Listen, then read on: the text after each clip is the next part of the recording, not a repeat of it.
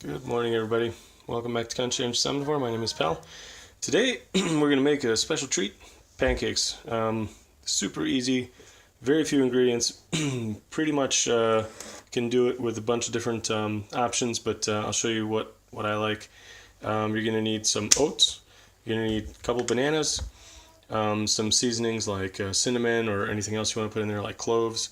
You can use sugar. What I've decided to do today is just pre-soak a few dates. They were a little bit kind of dried and not too soft, so that's why I pre-soaked them in warm water.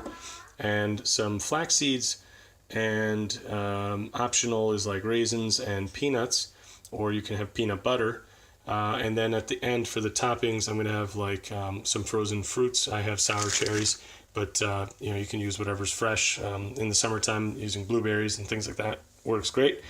So yeah, let's get to it. I'll show you the amounts and how to do it. All right, guys. So the ratio is actually really simple. You're going to do 2 cups of oats to 2 bananas. So it's basically 2 and 2.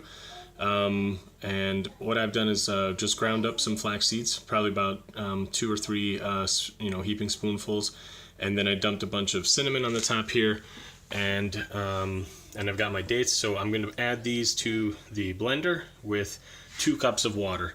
So just remember, 2 cups of oats, 2 cups of water, 2 bananas, and then the flax seeds, the seasonings.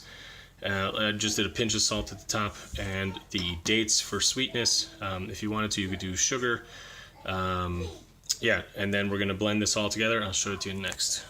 Alright, so I've just blended everything together, and I'm going to start the heat on low heat for the fruit. And I've got a lightly greased pan here that I'm also warming up on medium heat.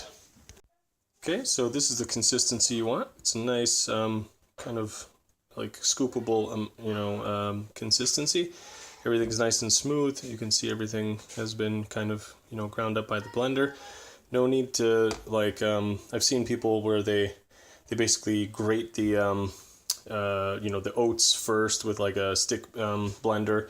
I don't think there's really any need for that. The blender with the water and the bananas together does a fine job, I think.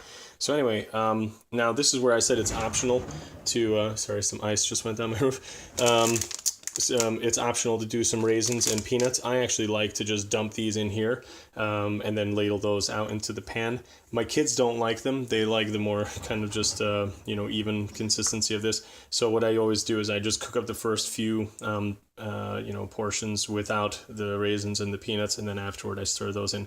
You can also do, obviously, frozen fruit in here. I've done blueberries or other kinds of things like that. Or chocolate chips if you want to go crazy and get your kids fired up for the day. So you can do whatever you want to add some additional kind of flavors in here. Sometimes I've done peanut butter. You can do like whatever you want. So let's get these cooking. The pan should be nice and hot now, and I'll show that to you next. Okay, so there they are cooking up. Once you start seeing bubbles like this, it's usually time to flip. I just wanted to also show you the fruit is going there in the back. I've got that on low heat, so I don't have to deal with it too much. These are ready to get flipped over pretty much, I think, so let's try it. Kind of hard to do this with one hand a little bit, but there you go, looking pretty good.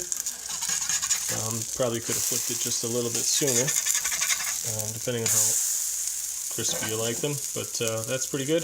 Just leave it for a tiny bit more, maybe like, I think it comes out to probably about 1.5 minutes, maybe 2 minutes on each side, and you're done. So I'll take these out in a second, and I'll do the next batch. Got the third batch cooking up right now, so I'm going to add some raisins and some peanuts, and just stir that in, and then start cooking up the second batch with these extra fillings. So there's the first, part that I made for the kids. They usually don't like the fillings, like I told you. So they're nice, they're light, fluffy, really, really tasty, and super easy and quick to make. I'll show you the next batch as they come out. So you can see my frozen fruit is also kind of starting to, simmer.